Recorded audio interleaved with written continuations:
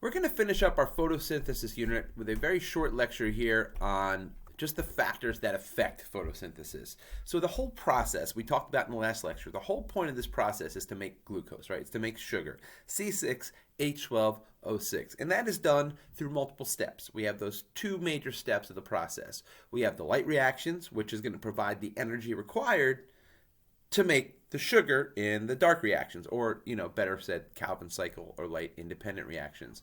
So that whole process involves a lot, and at the end you get your sugar. But there are certain things that affect how well this process works, and we're going to focus really on four things that impact how well a plant is able to get its sugar, right? So the first aspect is going to be water, and that's a big problem with plants. So think about the desert, right? So the desert is a great example. Desert-like climate has very poor water supply. So plants there have to adapt to that. And if you think about plants that are in the desert, they don't have big, wide leaves, right? They're smaller leaves. They have the ability, they're cacti. They're small plants that have the ability to go through photosynthesis, but they don't have a very large plant. And that's because the bigger the plant, the more energy it needs, right? So the more food it needs. So you're going to see plants that have evolved to not have that much water. And one of the ways they evolve is their cells can hold on to more water. So if you've ever seen any survival shows, if you get stuck in the desert, cactus are actually able to absorb and hold on to water. And that's because they can only have it at certain points of the year.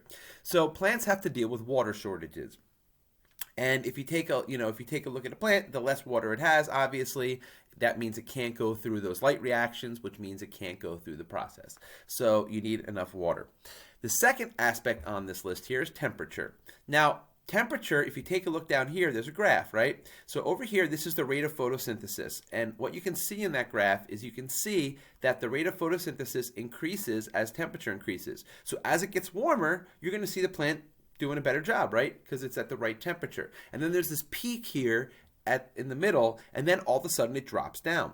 Well, the reason why it drops down is it goes right back to what we learned before about enzymes. If you remember, enzymes have an issue with temperature as well. If the temperature goes up too high, enzymes will work better, and then all of a sudden they stop working, and that is because the enzymes will denature. Well, guess what? There's enzymes involved with photosynthesis, and if those enzymes can't do their job, then photosynthesis can't occur. And there's an ideal range between 32 and 95 degrees Fahrenheit, which is ideal for these enzymes. So as you get too cold or too hot, they don't work as well, and they don't work, and your plant can't produce enough sugar.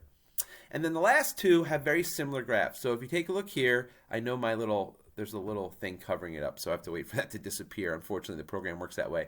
So all the way to the left, we have light intensity, and then in the middle here, we have carbon dioxide concentration. And one thing I want you to notice is the rate of photosynthesis increases as you give it more light, and the rate of photosynthesis increases as you give it more carbon dioxide, but at a certain point, it levels out. And that is true because at a certain point, it can only take so much. So you can give a plant so much light, but at a certain point, it just can't keep up with the amount of light that's there. And that's very similar to when we talked about enzymes. Enzymes also had a limit to, if you were to give them more substrate, they're going to hit a point where they can't increase anymore. And that is true for light and for carbon dioxide. Plants are going to be able to go through more photosynthesis when they have more light and carbon dioxide available, but at a certain point, they're both going to level off because you can keep adding carbon dioxide and you can keep adding light, but at a certain point, these chloroplasts can't produce sugar any faster than they are. They're not built to increase past a certain point.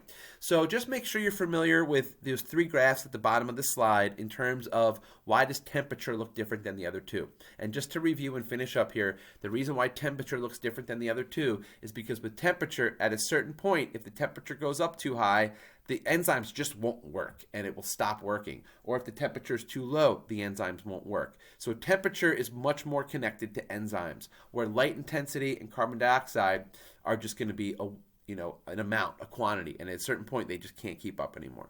Okay, that's all. Thank you.